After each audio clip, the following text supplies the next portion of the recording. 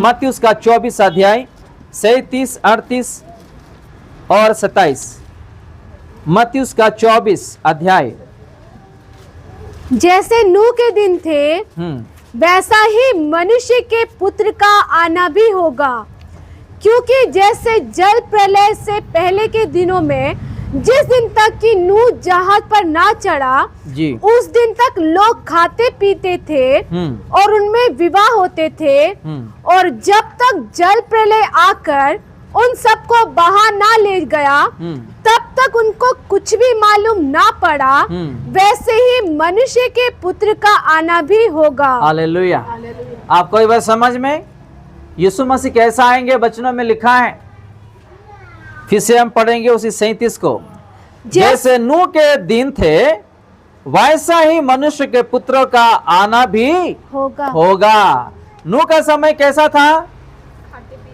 नूह को बताया गया है कि मेरे लोगों को बोल, जो लोग आज व्यभिचार में पाप में गिरे हुए, पाप कर मैं देख नहीं पा रहा हूं मेरे आंखों से, उन लोगों को सुधार जाने के लिए बोलो,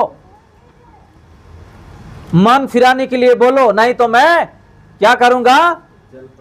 जल प्रलय में ले आऊंगा और सबको खत्म कर दूंगा। मुझे इस पर नहीं बोला, लेकिन उन लोग क्या किए? उसका मजाक उड़ाने लगे। किसका? नूह का। हंसने लगे और बड़ा जहाज तैयारी करने लगा। कौन? नूह और उसका परिवार। ये सारा चीज देख के ठट्टा उड़ा रहे थे। किसका? नूह का परिवार को। और किसी को पता भी नहीं चला, उसी समय में पूरा जल आया, सबको मार डाला। हमारा जीवन भी ऐसा ना हो। प्रभु ने बचनों से बात कर रहा है कि हम अपने जीवन को तैयारी करें, अपना परिवार को तैयारी करें, और हम उसके आने वाले दिनों के लिए हम इंतजार करें, उसको देखते रहे। हालेलुया। आपको ये बात समझ में? अगर किसी को नींद आ रहा है तो जाओ वास्तव में मुंह धो के आओ, क्योंकि शैतान जो है हमको वचन सुनने के लिए, पालन करने के लिए, मालूम होने के लिए नहीं देगा वो, क्योंकि शैतान यही चाहता है कि हम फल न फले। हालेलुया। हम फल न फले। बिना वचन कोई भी जीवित नहीं हो सकता है। बिना वचन कोई भी इस धरती पे नहीं रह सकता है। हालेलुया। उसका वचन ही जीवन है। हालेलुया। उसका वचन ही रोज का रोटी है। हालेलुया। तो जब नूह को बोला परमेश्वर ने कि मेरे लोगों को बोल कि जो पाप मेरे आंखों के सामने कर रहे, मैं देख नहीं पा रहा हूं, संभल नहीं पा रहा हूं। चलो एक उदाहरण बोलते हैं। एक डैडी और मामी के सामने कोई अगर गलत कर रहा है, देख पाएगा? बर्दाश्त नहीं कर पाएगा, बर्दाश्त नहीं कर पाएगा। चिंता हो कि अपने आप को क्या क्या कर नहीं पाएगा। जरा सोचो, एक मिट्टी इंसान अपने बच्चों अपने आंखों के सामने गलत कर रहे हैं, हम देख नहीं पा रहे हैं, कैसे कैसे हो जा रहे, बीमारी आ जा रहा है। जो हमारे लिए जीवन दे दिया है, उसके आंखों के सामने जब हम गलत कर रहे हैं, वो देख पाएगा? कभी भी नहीं। और उन्होंने क्या किया? नूह के द्वारा बचाने के लिए कोशिश किया कि बोल मेरे लोगों को, ताकि पाप से दूर रहे, पाप छोड़ दे, मन फिराए, व्यभिचार से अलग चले। आपको पता है वचन में लिखा है, वो समय में विवाह देने में, भोजन पान में और संसार की चीजों में मन लगा के लोग जी रहे थे और एंजॉय कर रहे थे। और जब जहाज बना रहे थे नूह का परिवार, उसी समय में वो लोग आके वहां पे देख के ठट्टा उड़ा रहे थे, मजाक कर रहे थे उसको। लेकिन ऐसा दिन था जो किसी को मालूम नहीं था। उसी समय में नूह के परिवार और जंतु अंदर घुस गए और इतना भयानक पानी आया, बारिश आया, तूफान आया, सब लोग पानी में मर गए, डूब के मर गए। वो ही चीज अपने जीवन में ना हो। प्रभु जब बचनों से बात कर रहे हमसे, इस कानों में सुन के इस कानों में नहीं छोड़ना है। अगर हम ऐसा नेग्लेक्ट करेंगे, प्रभु भी कुछ नहीं कर सकता है। प्रभु बचाने के लिए सपनों में बात करते हैं, दर्शनों में बात करते हैं। अब जब यूट्यूब में वचन देखते हैं उसमें बात करते हैं, जब कॉलेज से आते थे बचनों के द्वारा बात करते हैं, गवाही के द्वारा बात करते हैं। हम लोगों को उस चीजों में ध्यान देना है। अगर नहीं तो प्रभु ने दिया हुआ जो दिन है वो अपना हाथ से निकल जाएगा, प्रभु भी कुछ नहीं कर सकते हैं। हालेलुया। हालेलुया।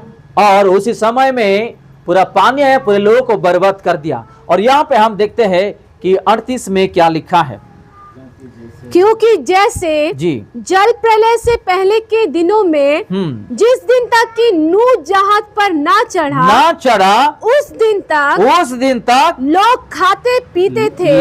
लोग क्या करते थे?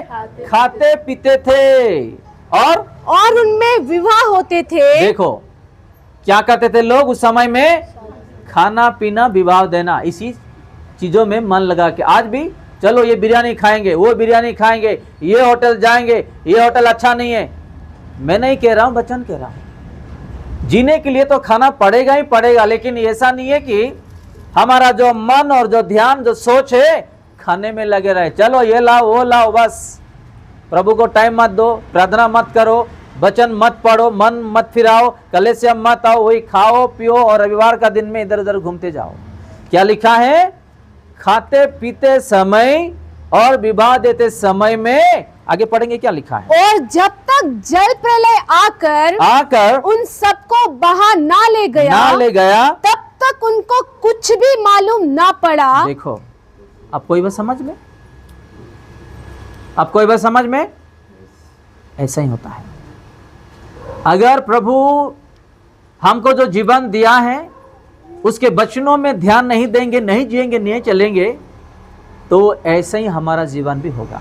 कब मृत्यु होगा, कौन सा दिन में होगा, कौन सा समय होगा, किसी को पता नहीं चलेगा।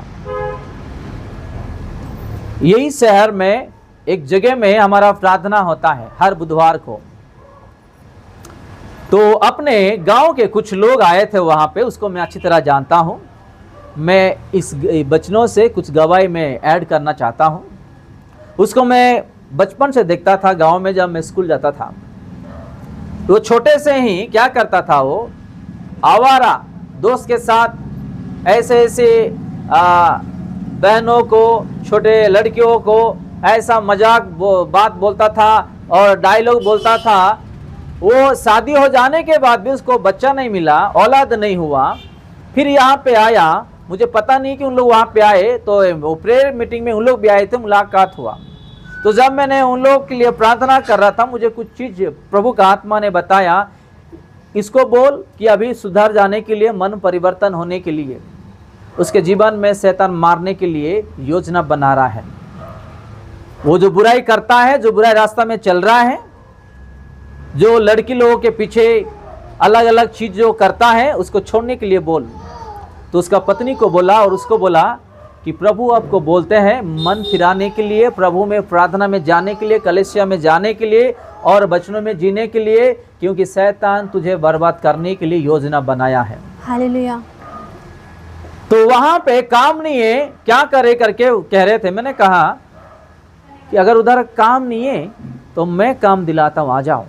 भाई पीछे बैठे हैं, उसको भी मैंने बोला काम के लिए देखो, वो भी बात किया। और उन लोगों को क्या क्या शैतान लेके गया गांव, लेके जाके एक हफ्ता भी नहीं हुआ, कुछ दिन भी नहीं हुआ, भयानक एक्सीडेंट, ऐसा एक्सीडेंट कि आप खुलता नहीं है, बॉडी हिलता नहीं है, पूरा अंदर का हड्डी पूरा टूट चुका है। और डॉक्टर ने कह दिया कि आप लोग प्राइवेट हॉस्पिटल में लेकर के जाओ और दिखाओ। एक हड्डी जो उसके बॉडी के अंदर कुछ हुआ है, हम कुछ नहीं कर सकते हैं। वो हड्डी ऐसे मांस में फंसा हुआ है कि हम कुछ करने से कुछ हो जाएगा। तो उसका पत्नी मुझे फ़ोन किया था परसों और कहने लगा कि हमारे लिए प्रार्थना करो, ऐसा ऐसा हालात है। मैंने कहा था आपको कि गांव मत जाओ, मन फिराओ, प्रार्थना करो, आओ हमारे एरिया में, हम काम दिलाएंगे आपको। इसलिए मैं बोला मेरे मुंह को मैं गंदा नहीं करना चाहता हूं, जिस मुंह से मैं वचन बोलता हूं, प्रार्थना करता हूं, आशीष की दुआ करता हूं, मैं बोलना नहीं चाहता हूं। इसलिए इनडायरेक्ट मैंने कहा, लेकिन आप लोग नहीं समझे। अभी क्या हुआ, जो भी हुआ प्रभु की महिमा के लिए इसको जीने दे, प्रभु उसको नया जीवन दे और हम प्रभु के लिए जिए। एक मौका प्रभु दे दे, इसको प्रार्थना कीजिए। आमीन। पुरोहित मुझे अच्छा नहीं लगा। जब प्रभु के लोग कुछ बोलते हैं कुछ जान के, तो अगर हम नेग्लेक्ट करेंगे तो यही हाल होगा, यही हाल होगा। और एक परिवार था, पति पत्नी बहुत लड़ाई कर रहे थे और बहुत बार अलग हो गए थे, और प्रभु के दया से उन दोनों जोड़ के थे। तो एक दिन ऐसा हुआ था, जो मुझे बुलाए, पति पत्नी झगड़ के, प्यारे प्यारे बच्चे हैं, 12, 13, 14 साल के 2 बच्चे हैं, एक छोटा बाबू है।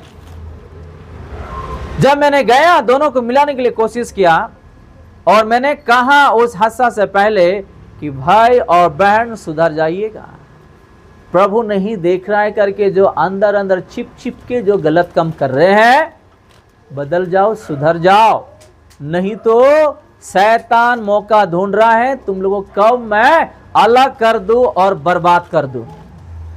Hallelujah, hallelujah. और जब मैंने वो हादसा सुना, बुलाया गया, तो मैंने उसको बोला कि तू अभी जा, तेरा पति है, तेरे बच्चे हैं, तू उसके घर चले जा। तो उन्होंने क्या कहा, प्रभु आने से भी मैं नहीं जाऊंगा, यीशु मसीह आने से भी मैं नहीं जाऊंगा, यीशु मसीह खुद कहने से भी नहीं जाऊंगा। तो मैंने उसको बोला कि जा, कुछ नहीं कहा, जा। तो उसके पास जाने लगा तो भाग रही थी, तो मैंने उसको हाथ पकड़ा, बहन जी आओ, जाओ, आप बोलने से भी नहीं जाऊंगा। मेरे घर से उसका जो रूम है, वो जो शहर पे रहते हैं, बहुत दूर है। मैंने उन लोगों के लिए गया था, तो उसी दिन में मुझे आत्मा ने कह दिया कि इन लोगों को शैतान बर्बाद करके छोड़ने वाला है। कुछ दिनों के बाद इन लोग ही फिर प्रभु के पास आने वाले, तू जा घर पे। मैं आ गया। अभी वो बहन जी पति के पास जाने के लिए उसके परिवार फोन कर रहे, गया भी मैंने। अभी उसका पति क्या बोल रहा है, मैं 2-3 बार मौका दिया था, और उन्होंने लास्ट में क्या कहा, पास्टर जी आपके सामने, प्रभु यीशु मसीह आने से भी मैं नहीं जाऊंगा, बोलने से भी नहीं जाऊंगा, आप कहने से भी नहीं जाऊंगा। हालेलुया। जब प्रभु के लोग किसको बोलते हैं तो सुनने का, अगर नहीं सुनते तो यही हालत होता है। प्रभु का आगमन का दिन है, ऐसा ही शैतान करता है, हर लोगों को बिछड़ देता है, प्रभु से दूर कर देता है। अगर हम नहीं वचनों में चलेंगे, प्रभु के लोगों के बातों में नहीं चलेंगे, तो हमारे जीवन में ऐसे ही समस्या आएगा। Hallelujah, hallelujah. आज इस दुनिया में देखो बहुत सारे परिवार है, ज्यादा से ज्यादा पति पत्नी के बीच में बहुत लड़ाई क्यों होता है? क्योंकि सृष्टि से लेकर के आज तक उसी पति पत्नी को शैतान बर्बाद कर रहा है, लड़ाई कर रहा है, अलग कर रहा है, मारपीट, एक दूसरे को डाउट्स, एक दूसरे को इल्जाम लगाना, छोड़ के चले जाना और अलग अलग चीजों में फंस जाना क्यों कर रहा है? क्योंकि यीशु मसीह पहले किसको बनाए? आदम और हवा, पति और पत्नी को। तो उसको छोड़ता नहीं है। कौन? शैतान बर्बाद करने के लिए आज भी पीछे पड़े। अच्छे अच्छे लोग आज बर्बाद हो गए हैं। तो अगर हम यीशु से नहीं रहेंगे, कलीसिया में लगातार हम रविवार को नहीं आएंगे, प्रभु का वचन नहीं सुनेंगे, प्रार्थना नहीं करेंगे, पापों को आदतों को नहीं छोड़ेंगे, मन नहीं फिराएंगे, शैतान उसी दुर्बलता का फायदा उठाएगा और आपको और मुझे बर्बाद करके ही रहेगा। ये आखिरी दिन है, आखिरी समय है, हम प्रभु में नहीं रहेंगे। आप अभी कलीसिया जो लोग रेगुलर आ रहे हैं, एक 3 महीना कलीसिया से दूर हो जाओ। एग्जाम्पल दे रहा हूं मैं। आप जब कलीसिया आ रहे, कैसा लग रहा है? आप जीवन में अनुभव कर लिए हैं। 1-2 महीना या 3 महीना कलीसिया से दूर हो जाओ, घर में बैठो, आपको कैसा शैतान कर देगा आपको पता चलेगा। Hallelujah, hallelujah. आपको ये बात समझ में? यही काम शैतान करता है। इसलिए आगमन का दिन में शैतान भयानक ऐसा तेजी से काम कर रहा है कि लोगों को मैं फाड़ खा जाओ, बर्बाद करो, जितना हो सके उतना नरक को मैं लेकर के जाओ।